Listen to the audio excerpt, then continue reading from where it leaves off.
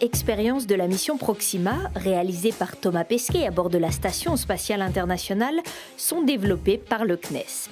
Parmi elles, Aquapad, une expérience en microbiologie qui va faciliter la vie des astronautes.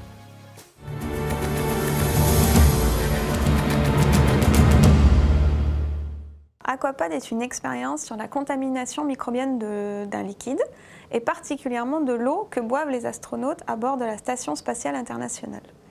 Donc à travers cette petite boîte, on va pouvoir visuellement savoir si l'eau est bonne à consommer ou pas. Comment ça marche ? L'astronaute va injecter 1 millilitre d'eau dans cette boîte de pétri sèche, donc c'est un substrat qui est imprégné d'une poudre spécifique qui va réagir au contact des bactéries. Après 48 heures d'incubation à température ambiante, s'il y a des bactéries, elles vont réagir avec le substrat et se colorer en rouge. En comptant les points rouges, on est capable de savoir combien est-ce qu'il y a de colonies de bactéries dans 1 millilitre d'eau et donc de décider si l'eau est potable ou non pour l'astronaute. Les astronautes utilisent actuellement un dispositif de la NASA.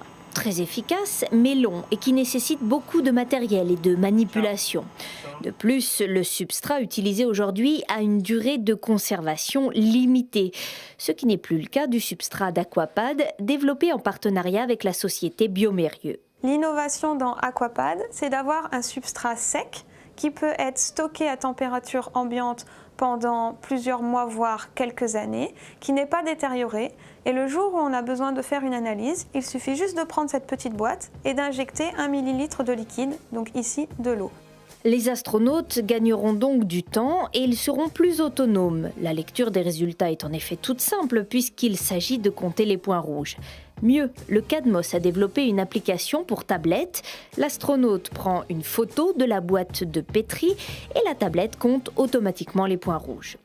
Sans attendre le retour des équipes au sol, les astronautes pourront ainsi contrôler l'eau et les autres liquides, ce qui pourra s'avérer utile pour de futures missions lointaines.